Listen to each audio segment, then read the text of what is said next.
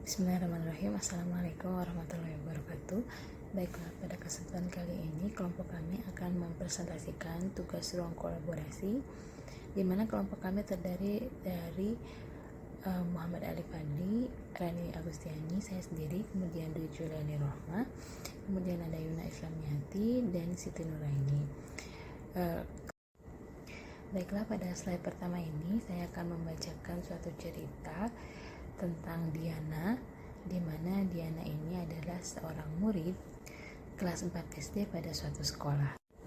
Saat ini adalah permulaan tahun ajaran baru. Anda adalah wali kelas SD kelas 4 yang memiliki seorang murid yang bernama Diana yang berusia 10 tahun. Wali kelas 3 baru saja mengeluhkan kepada Anda mengenai dinamika belajar Diana di kelas 3. Guru tersebut menceritakan bahwa nilai Diana jauh tertinggal dibandingkan dengan rekan-rekan lainnya di kelasnya.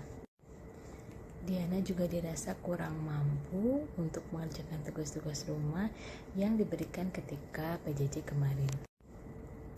Pihak wali kelas mengatakan bahwa ia merasa khawatir dengan tuntutan di kelas 4 yang semakin tinggi, terutama untuk pelajaran-pelajaran yang banyak bacaannya seperti IPA, IPS, Bahasa Indonesia, dan lain sebagainya. Diana juga seringkali tidak mengerjakan tugas yang diberikan. Kemudian dia juga memiliki nilai-nilai yang buruk. Namun ternyata ketika soal-soal ujian itu dilakukan secara individual dan lisan, ternyata Diana mampu menjawabnya dengan baik. Nah, yang selanjutnya itu dari materi sebelumnya itu ada muncul beberapa pertanyaan. Yang pertama ini, kira-kira bagaimanakah cara melakukan asesmen terhadap keadaan Diana?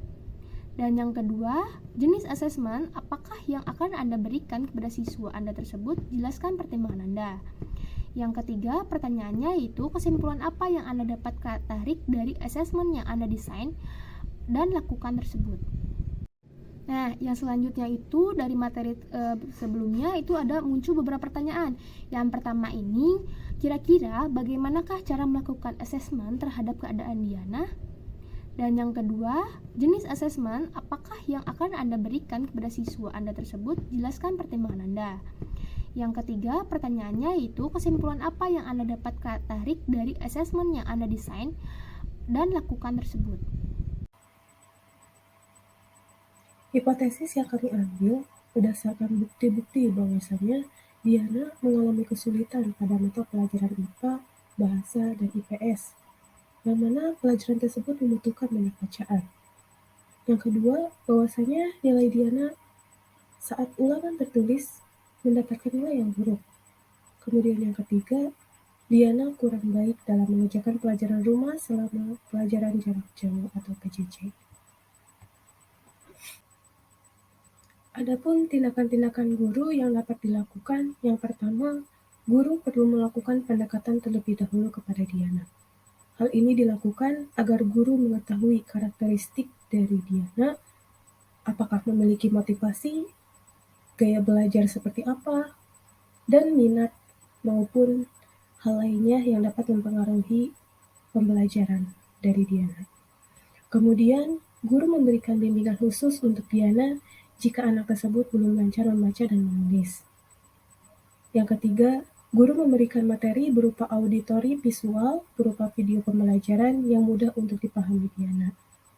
Hal ini dilakukan bahwasanya jika Diana belum lancar dalam membaca dan menulis, maka video-video pembelajaran secara auditori visual ini akan sesuai dengan karakteristik dari Diana sehingga Diana dapat mencapai tujuan pembelajarannya dengan baik.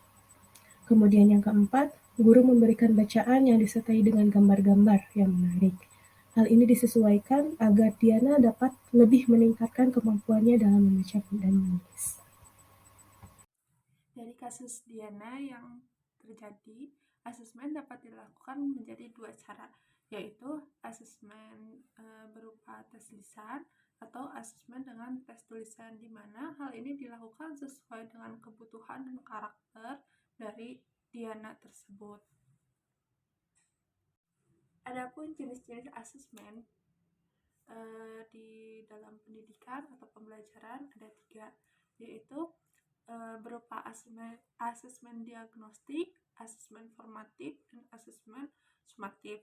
Asesmen diagnostik ini dilakukan di awal sebelum pembelajaran dimulai, yang tujuannya untuk menentukan gaya belajar, karakteristik, maupun kemampuan awal peserta didik.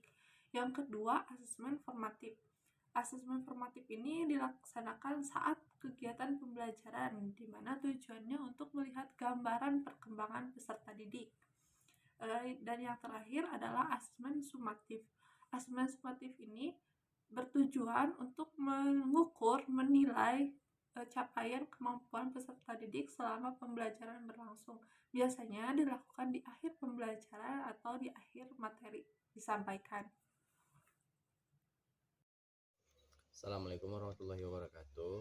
Baik, di sini saya akan melanjutkan presentasi dari kelompok kami, yaitu kelompok 4. Nah, di sini saya akan membacakan kesimpulannya.